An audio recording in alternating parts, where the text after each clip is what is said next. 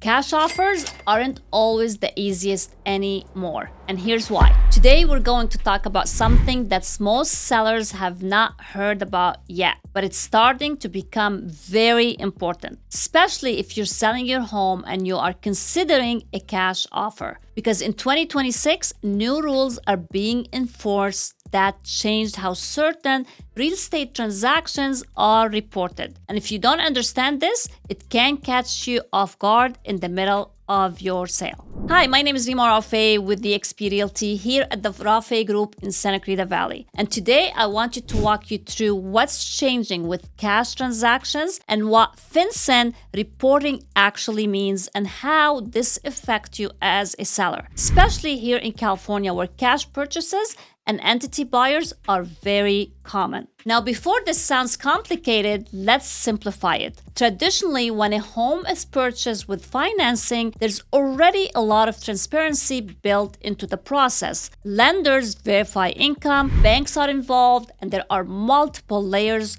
of oversight. But with all cash transactions, especially those involving LLCs, trust, or corporate entities, has been historically less visibility into how it actually happens behind the scene and the purchase itself. And that's exactly what these new rules are targeting. FinCEN, which means is the Financial Crime Enforcement Network, is now requiring stricter reporting on certain types of cash real estate transactions. This includes identifying who the true buyer is behind an entity, where the funds are coming from, and making sure the transaction is not being used for things like money laundering or hiding assets. Now let's pause here because this is where sellers start asking, how this affect me? Because you're not the one buying this home, you're the one selling it. But here's the connection. These rules can impact your transaction timeline, your buyer pool, and how smooth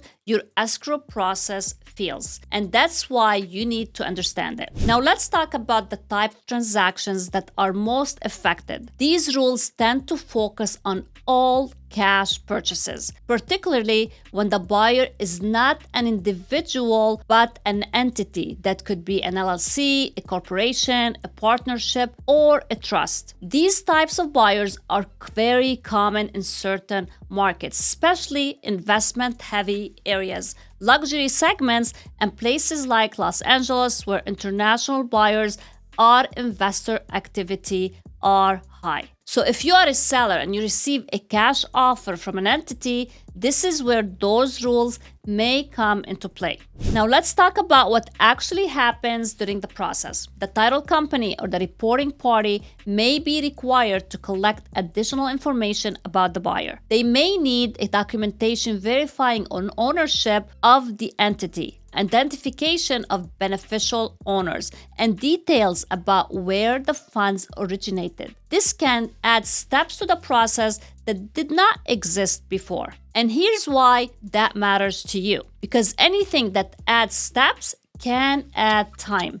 And anything that adds time can affect your closing. Now let's talk about buyer behavior, because this is where things get interesting. Cash buyers have always been attractive to sellers because they are seen as faster, cleaner, and less risky. No loan, no appraisal issues, fewer contingencies. But with increased reporting requirements, some cash buyers may experience delays or in some cases may not be as simple as they used to be. That doesn't mean cash is no longer strong. It just means it's not always as effortless as sellers assume. Now let's talk about something else sellers need to understand. Not all cash buyers are the same. There are individual cash buyers and there are entity cash buyers. Individual buyers tend to be more straightforward. Entity buyers, depending on their structure, may require more documentation and more scrutiny under these new rules. So as a seller, it becomes important to not just look at price, but understand who your buyer is. Now let's go deeper into what this means for your strategy. If you receive multiple offers and one of them is cash, your instinct might be to immediately favor that cash offer. And in many cases, that still makes sense. But now you want to take a look or look a little bit closer. Who is the buyer? Are they an individual or an entity? How quickly can they provide documentation? Have they completed similar transactions recently in today's market? Because the strength of an offer is not just about the price or the financing type. It's about the ability to close smoothly. And now let's talk about escrow, because this is where sellers feel everything. During escrow, communication becomes key. Your agent, the escrow officer, and the title company all play a role in making sure everything is collected, verified, and processed correctly. If the buyer is not prepared or if the documentation is delayed, escrow can slow things down. And when escrow slows down, sellers get anxious. Now let's talk about timelines. Most sellers have a plan. You are buying another home, relocating, or coordinating your next move.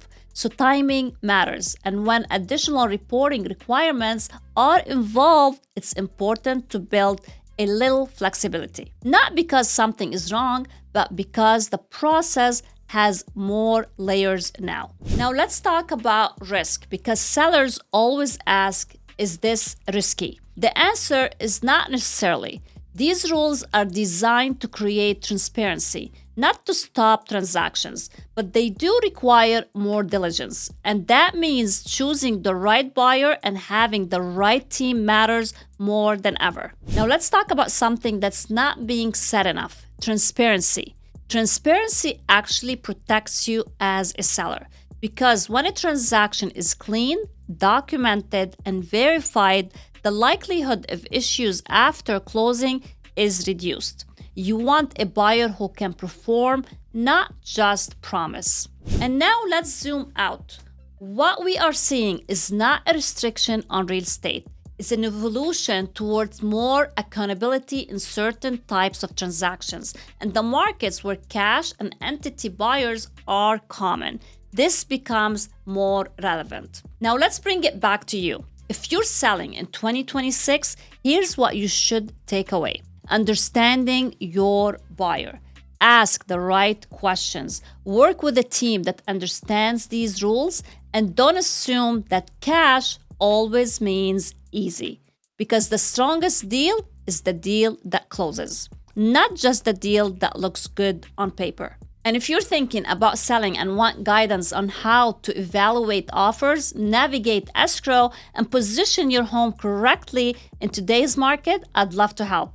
My name is Rima Rafeh, again with the Rafeh Group with eXp Realty here in Santa Clarita Valley. And if you like this video, please like, subscribe, and share, and we'll see you on the next one.